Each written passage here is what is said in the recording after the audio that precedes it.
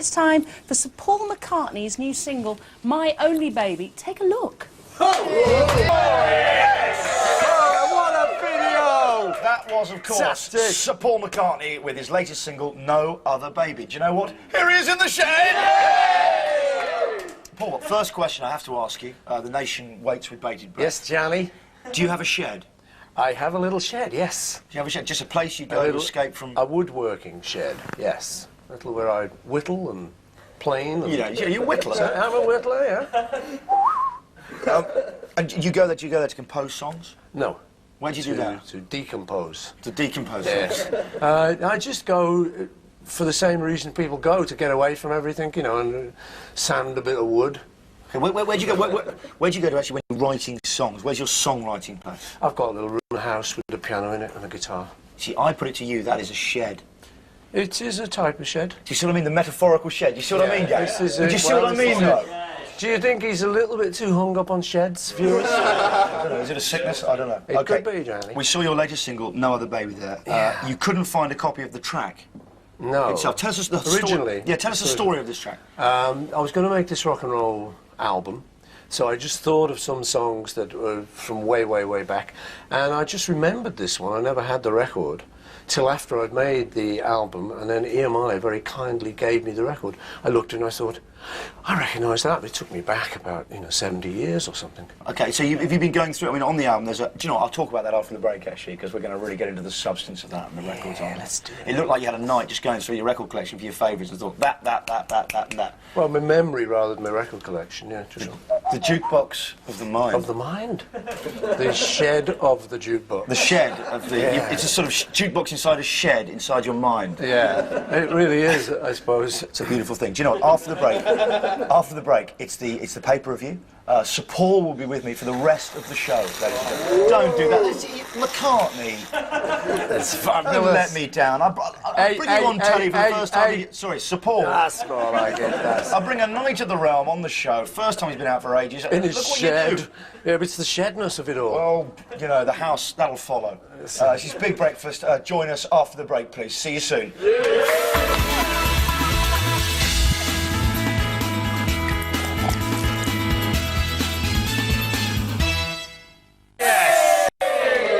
Ladies and gentlemen, he is without doubt one of the most famous men on the planet. He's written some of the most memorable songs in history. And it's not often we can say that on the show, is it? No, not really. Normally we have S Club 7 on. And after 2.5 years away from the recording studio, he's back with a critically acclaimed new rock and roll album. Please welcome the man, the legend, Sir Paul McCartney. Do you know what, before we chat, fully and frankly, we're going to have another peep at the video for your latest single. Here it is, ladies and gentlemen. Oh, yes! Whoa! Fantastic video. Well, very simple. Still, simple, meaningful. What was the thinking behind doing it? Why did you decide to do it like that? The director said he had an idea. And I thought, me in a rowboat? Not sure about that. Mm. So I met him, and he was very convincing. Pedro Romani, he just said, and I heard him talk. I thought, right, ring in the end of the nose, lead me around. Did you get wet? A little bit. But, I'm a rough, tough cream puff, John. Yeah. I can handle it. You're rough, you're tough. Now, your latest album features... Actually, I'll tell you one thing I wouldn't have done if I was you on that video. There's one bit where you got bare feet. Now, you know the trouble you got in last time. And you did bare feet on the Abbey Road. You don't take your shoes off. The maniacs go mad. I know, the Americans think I'm dead again. Yeah. Well, maybe I am. There we go. Or maybe this is all part of it. You never know. We actually filmed this in 1998. Yeah. OK, now your latest album, it does feature 12 cover tracks from artists including Elvis, Chuck Berry, Little Richard. What made you decide to return to your early musical influences? It's just the kind of thing, I always wanted to do. It's one of those, I'll make a rock and roll album one of these days, And finally got round to it. It's really simple as that, actually. Lynn and I had been talking about it the last couple of years, and she'd always been saying, you've got to do that, you've got to get round to it. It's one of those things, you say, yeah, I'll always do and never get round to it. So I decided I'd better get round to it. So I did this year. And have all these songs got a particular sort of happy memory attached to them? Or Yeah, that's how I chose them, actually. Instead of kind of looking for, like, the classic, definitive... Because they're not all sort of, they weren't all massive records at the time. No, a lot of them aren't. A lot of them no one's even heard of. Even in the band, you know, I'd say to some of the guys, you've heard of this one? No. And they pretty much know a lot of them, you know. But that was how I chose them. I just sort of thought, either I'll go into the record books and look for the best-selling or the best crafted, or I'll just think, what's a song? You know, and I immediately remembered being on the fairground with my mate Ian James in Sefton Park, trying to pull birds, and the waltzer going round, and this song playing called Fabulous. So I just wrote down, all right, Fabulous. And then the next one, No Other Baby, just remember. So it was just whatever came into my mind. I thought, if I've got kind of a warm memory about it, then when I come to sing it, I'll use that. So I did, just pulled them out, thought, ooh, I'm back in the fairground, ooh. You know, and did you ever sort of jam any of these when you were John? Did you? I mean, these are the ones you played as lads. Yeah, there were one or two. Brown Eyed Handsome Man Classic. Was one that he nearly did with the Beatles, but we never got round to it. But, have you seen the film Backbeat, incidentally? Yeah. Because it's quite weird. Because in that film, it reminded me that you started out, you know, with the Beatles as just a band playing covers. Yeah. In the club in Hamburg. Were these some of the ones were there any here you played as part of the These set are then? probably the ones we never got round to, but we played this kind of thing. The reason was that if you were playing on a bill, and maybe 3 or 4 bands, if you went on about 3rd or 4th, the other 2 bands that went on before you often played your whole act. You know, you'd be sitting here, what did I say? Long Tall Sally, oh my God, what are we going to do? So we started to think, well, we've got to look for obscure tracks, or start writing songs ourselves. Who hit on the genius idea? I know. Let's write some songs. Let's write them ourselves. I think I was the. Was it your idea? I think so. I take credit. I like to think. Of course, it was my idea to stop doing covers. My idea. No, I don't know. In truth, it was just something we had to kind of do. But it's nice to think that, you know, the big sort of Lennon-McCartney big deal thing only arrived really to foil the other bands. And which was the first song you actually you wrote then, either with Lennon or? The first one really. Well, we wrote a few. There was the first one you can think of. The first one you can think of. It's never been released. It's called Just Fun. They say that our friends are just fun. The day that our friends will be gone. There's no blue moon that I can see. There's never been in history. We went, oh, sample it, release it. Christmas #1. We're away, we're laughing, we've got that. It's all the lyrics we need for a song. That's all you need, man, yeah. No. Nice strong beat under that and we'll be fine. Okay. Now this is the first time you've stepped back into the limelight since Linda died. How difficult have the last 18 months been, and what's been your sort of story during that time? It's been, you know, really difficult, actually, because, you know, I was privileged to know this lovely lady for 30 years, you know, and we had a great relationship, a great time, raised our kids and stuff. And I suppose, you know, like anyone, you expect to still be sort of at 80 just on the rocker on the back porch, you know, but it wasn't to be. So it was very, very difficult, yeah. And people said to me, oh, get busy, anything, don't just sit on your own. But I thought, no, that's kind of too much like denying the whole thing. So what did you find is the best kind of therapy, or not therapy, but the best way of dealing well, with it? you know, I mean, even though I'm a tough macho man, crying.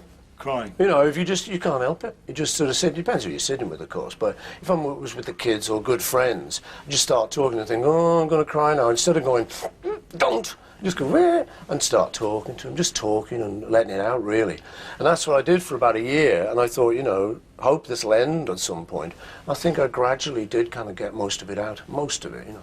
So for a while, was it sort of bad when people sort of avoid the topic, and by avoiding it, they always bring it up, but just as badly? Yeah, so I'd bring it up. Yeah. You know, I just was like, oh, you know, what do you want to talk to me about, isn't that? It's always one of those difficult things, you know, if I have a friend and they lose someone close to them, yeah. You know, I never know, I think he assumes we find it really difficult to know, we want to help them so much, we don't know how to. What sort of help did you get, and what is the best way we can help people? Well, I think talking about it was the thing, really, you know, and not denying it, not pretending it hadn't happened, because that's worse, you know, you're sitting there thinking, he or she knows, I know, but we're talking about sheds or something, you know. Yeah. Subject crops up in every dead silence. Sheds, yeah. Yeah, sheds. Yeah. Well, the sheds. No, but, yeah, no, so I think, you know, just being honest was the thing, you know, and just talking about it. So, like I say, after about a year of that, I did start to feel a bit better, you know. Just start to write, I'll get round to that rock and roll album now. Go and shout a bit in the studio. Rock therapy. Rock therapy, man. Okay. Strength through rock. Hey. Now that you've gone back into the recording studio, can you see yourself now concentrating on music for a while? Is that now back in there? That's it, no more absences? Yeah, I think so, you know. I mean, I never know that I'm going to be absent, so I just take it by, I play it by ear, you know. If I don't fancy it, I won't go out, kind of thing. But what kind of sort of drives you now? I mean, obviously you can see what drives people early on in their careers. You can see what drives people with money, and then you can see people being driven by sort of music later on. Like, I want to prove I can. It wasn't just about money. I can. But what sort of drives you now? It's not so much proving it, because I think, you know, in many ways I've proved it. You know, being in the Beatles. I think it's safe to say you. I think, you know. Does anyone here question Paul McCartney's musical credentials? But you know, so it's not so much that. I'll tell you what it is. It's just I love it. It's simple as that, you know. And which bit do you love? Do you love the composition? Do you love working things out? Do you love recording? Do you love playing live? What's the? I love them all. Just love the lot. Yeah, I love them all. I mean, I always love the idea. You suddenly, like, what'll happen with me is I'll suddenly have a couple of hours when I'm doing nothing. I mean, I was in New York recently and I was staying in this big posh hotel with this plate glass window with a big view of Central Park. And of course, this suite came with a piano. Nice. So I think a couple of exactly hours like off. rooms I get. This is, but I think, you know, it's like Cole Porter time or sort of you know, Huggy Comic. So I just sort of sit down and you know, if I'm lucky, a song will come. But it's kind of like magic for me. Still. Here's another big hit. You know. I wish. So it's not like But no, you know. So I just actually like this latest time I'm telling you about in about an hour, I just kind of finished this song up, just wrote the words down. Thought, hey, that's great. Call a few of the mates in. Hey, listen to this. Hey, hey. Well, they all come in. Calm down, Paul. Okay. Do you know, we can come back in a while and you can have a chance to About a week or so. In about a week. We'll come back in a week. We'll wait in the shed for a week. Yeah. So we find things to do. We could leaf through my gardening, Max. Yeah. Okay. Okay, do you know what? Sir Paul McCartney's joining us all morning in the shed. The shed is honoured. We're back in a couple of seconds. Please do not go away. You're watching The Big Breakfast on Channel 4.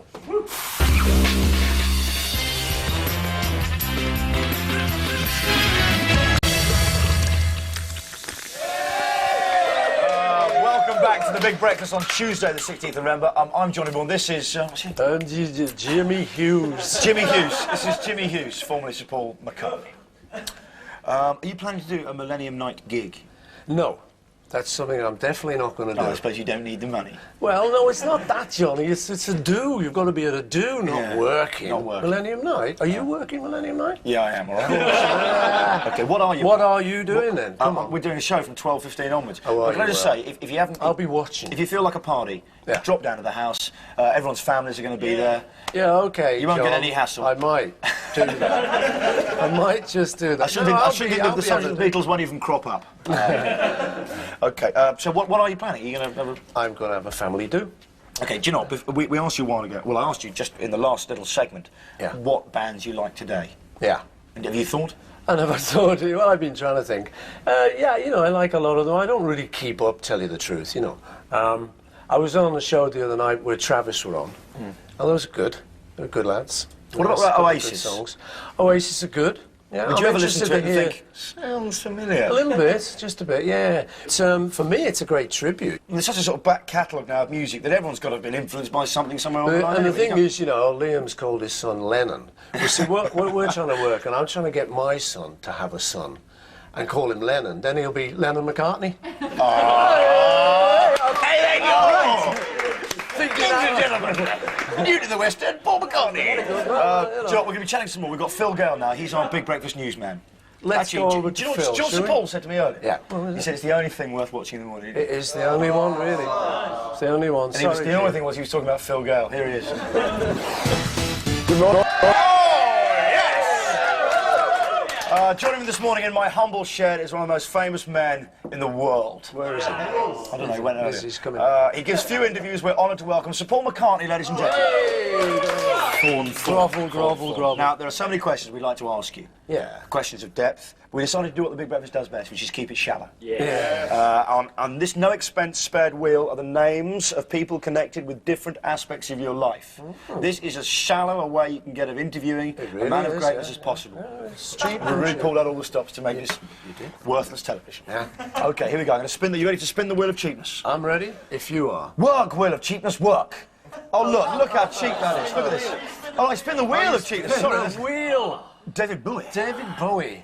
Well, he's a It's good got lad. battery. He's very good, David. Story about David. Yeah, I've got down here, I might get it here. You painted a portrait of David entitled Spewing Bowie. that is true. What happened is I do a bit of painting. Are you good? I'm brilliant. Oh, I've never seen any of your art. with it. No, I'm all right. But you know, it's not for me to cigarette say. Love to see your actions. Not for me to say, Johnny. I've had mixed reviews, you know. I've had a mixed bag. Mixed bag of it. Yeah, I did a picture that I kind of make these pictures up like faces and stuff, and then I title them just so that I can remember which one. People say, "Well, I like that picture." I say, "Which one?" I say, "Number 503." Well, I'm never going to remember, so I just stick a title on it and sort of say Bowie spewing. Right. So then it was going to be exhibited at the exhibition I did in Germany recently. So I had to write to him, "Dear Dave, Do you mind? no hard feelings, love, but I've done this picture," and he said, "Send it over, you know, give us a gander," were his exact words. So I did. I sent him the thing. He said, "Nice one," and he said, "No problem whatsoever." Is he a pal of yours, Dave? Kind of, yeah. I mean, I don't know him that well, but I've known him on and off for many, many a year. I've met him once. His eyes are strange, aren't they? Yeah, somebody hit him when he was a kid or something. In fact, I met the guy who hit him recently. It's his claim to fame. He said, "Oh, I might say I'm the guy who gave Bowie the funny eyes." Well, that's very nice to know. It's a great place to fame. That's brilliant. There we go. So we got a good story. We got an So, anecdote. okay, it's shallow, yes, It's but look shallow, what but we brought out. Look what we See? did. Yes. Okay, shall we spin it? Let's spin it again. Wheel of Cheapness. What next? Okay. Mac Jackson. Michael Jackson, man. What's he like? He's a good lad. Is he? No. Oh, Can you all right, honestly all say Michael Jackson? So that He's we- a good lad. I thought we were keeping it shallow, John. Okay, fair enough. Fair enough. Now, he's, I don't know him so well these days. We've kind of fallen out a little bit over one or two things.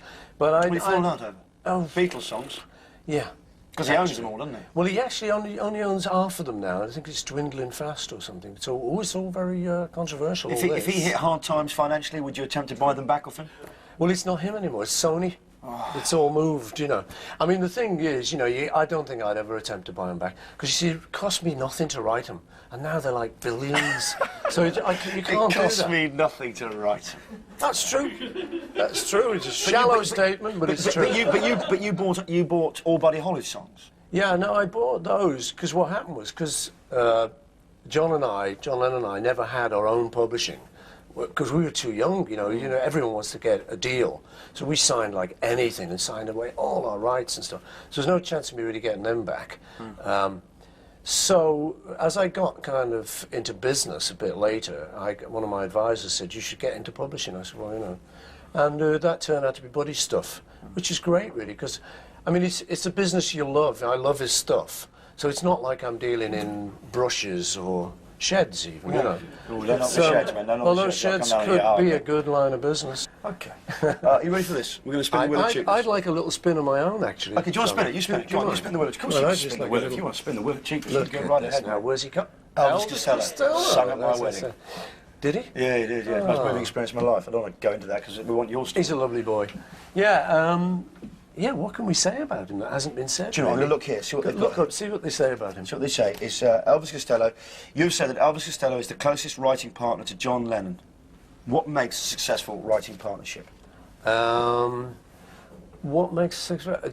Both of you being good and able to write, and then honesty with each other. Because the thing is, you can't sit down with someone and they go, yeah, that's great, Paul. Wow, that's fantastic, Paul. And you write a not very good song. The thing about Elvis is he is his own man. So if I sit down with him, he'll say, no, I don't really like that. And so I'll go, well, I don't like what you just did. And we just argue. Just automatically. You know, so in other words, we're very honest with each other. So anything we write is something that we both like, which is handy. He's not a yes man. So, Hannah, when you do write a song with someone, so what do? You actually sit down with them and you two of you are together? Yeah, what I normally do is the same way I used to write with John, who's, with an acoustic guitar, with a guitar. And the interesting thing is, because I'm left-handed, they're normally right-handed, John was and Elvis is.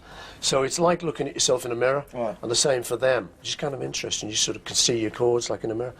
And so that's how you used to write. That's how you used to write with John. You used to sit down there, just with the guitars, obviously. So most of your songs together, you nearly all of them, yeah. And either one of us has got an idea for a start, and then we finish it. Yeah. You know, John would often have like the first couple of lines. I once had a girl, or should I say, she once had me. Good. And we carry on and finish it. And it turned out it was good as well. It was good. That was a good one, yeah. So I do the same way. Did you start blazing rows with John while you were writing? No. You never sort of thought, you never, you know, when you talk about the honesty thing, you say, that is rubbish. No, it never occurred. I mean, the nearest we got, we used to sit down and write this way for about 3 hours normally, then we got very bored and wanted to go home. So, but 3 hours was about the stretch. But the nearest it ever got was on a song called Drive My Car, which beep, beep, and beep, beep. Yeah, I know. You know it. Well, you know, and I arrived with this fairly good tune and everything, but crappy lyrics. What were your lyrics? It was like, I can give you golden rings. I can give you golden rings. I can give you anything. And it was like, ooh. And we had a deep, sad moment, you know. So it was like, I'll tell you what then, look, let's just have a cup of tea and a ciggy. We were smoking then. And we'll just relax for a minute. And after that, we kind of jollied up. And I said, well, I'll tell you what then. How's about it's this girl in LA and she wants a chauffeur and you can... And then once we got that idea, it just... You said you should make up stories like that. Yeah. Sort of. Yeah, I do it like that. John and I would do it like that. George Harrison doesn't. He once said to me, he said, I don't know how you do that, you know. Desmond and Molly and all these weird characters.